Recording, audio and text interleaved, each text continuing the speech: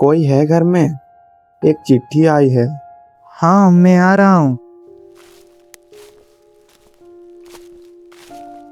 यह सूरज का ही घर है ना? हाँ, उनके लिए एक चिट्ठी आई है। वो अभी घर पर नहीं है, आप मुझे दे दीजिए। चपरासी चिट्ठी सूरज के भाई को देता है और चला जाता है। शाम को सूरज घर लौटता है और बैठता है। ओह हाँ, मैं आपकी चिट्ठी के बारे में भूल गया था। आज सुबह जब आप घर पर नहीं थे तब एक चिट्ठी आई थी। मेरी चिट्ठी किसने भेजी? सूरज के भाई ने चिट्ठी दी। यह मेरे बचपन के मित्र गौरव की चिट्ठी है। देखूं क्या लिखा है। प्रिय मित्र सूरज, कैसे हो? आशा है कि तुम अच्छे होगे। मैंने तुम्हें बहुत दिनों से नहीं देखा। अब दफ्तर से तुम्हें कुछ दिनों के लिए छुट्टी मिली है। कुछ दिनों के लिए अगर संभव हो तो मेरे घर मोगलीपुर आ जाओ। अगर नहीं आओगे तो रिश्ता खत्म समझो। गौरव भैया ठीक ही तो कह रहे हैं, आपको कुछ दिनों की छुट्टी भी मिली है। कुछ दिनों के लिए उनके घर चले जाइए, आपको भी अच्छा लगेगा। चिट्ठी पढ़ने के बाद सूरज का भी अपने मित्र से मिलने का मन हुआ।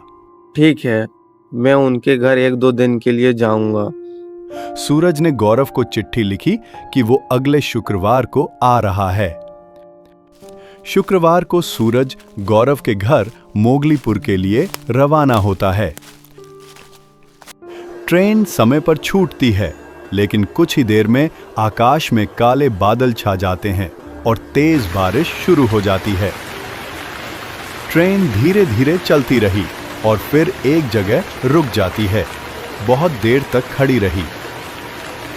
सूरज ने बगल में बैठे एक आदमी से पूछा, भाई साहब, ट्रेन कब से रुकी है? क्या हुआ है? अभी थोड़ी देर पहले तूफान आया था, शायद बिजली के तार टूट गए हैं। आप कहाँ जा रहे हैं? मैं मोगलीपुर जा रहा हूँ। वो तो अभी दूर है। 2 घंटे बाद ट्रेन चली।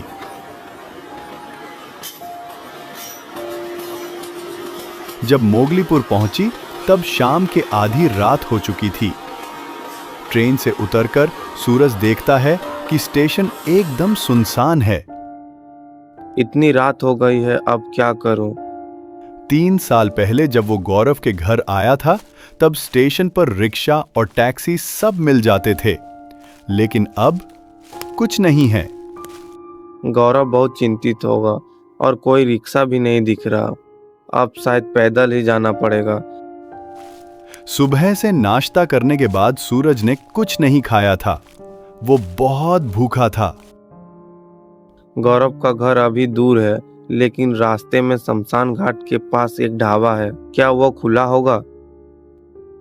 जैसे ही सूरज आगे बढ़ा, उसे एक ढाबा दिखाई दिया। एक धुंधली सी रोशनी आ रही थी। चलो, कुछ खाने को मिल जाएगा। शमशान घाट के पास का ढाबा। सूरज ढाबे के पास पहुंचता है। शमशान घाट दूर से दिखाई दे रहा था। कुत्तों की आवाजें आ रही थी और माहौल डरावना था। वहां 2 आदमी खाना खा रहे थे। इतनी रात और बारिश में ढाबा खुला देखकर मुझे अच्छा लगा। मैं बहुत भूखा हूँ, क्या खाना मिलेगा? ढाबे का मालिक और दोनों आदमी कुछ देर सूरज को देखते रहे। आइए बैठिए, मेरा ढाबा रात को भी खुला रहता है। सूरज एक ओर बैठ जाता है। यहाँ गर्मा गर्म पराठे और सब्जी मिलती है। वाह, जरूर दीजिए। शमशान घाट के रास्ते में डर नहीं लगा? क्यों डर लगेगा? भूत उससे नहीं डरता। मुझे तो भूतों की कहानियां सुनना अच्छा लगता है। हमारे गांव में रतन चाचा बहुत अच्छी भूतों की कहानियां सुनाते हैं। खाना आ जाता है। पैसे देकर सूरज निकलने ही वाला था कि फिर से तेज बारिश शुरू हो जाती है। इतनी बारिश में कैसे जाओगे? बैठो थोड़ी देर। सूरज रुक जाता है। आपने कहा था आपको भूतों की कहानी पसंद है, सुनोगे एक डरावनी सच्ची कहानी? बिल्कुल, बारिश रुकने तक कहानी ही सही। करीब 1 साल पहले एक तूफानी रात में इस ढाबे में 3 लोग थे, ढाबे का मालिक और ग्राहक। आज मौसम बहुत खराब है। दूं? अरे तुम लोग बाहर मत बैठो, अंदर आ जाओ। नहीं नहीं, यही ठीक है। आज दुकान खोलना ही नहीं चाहिए था।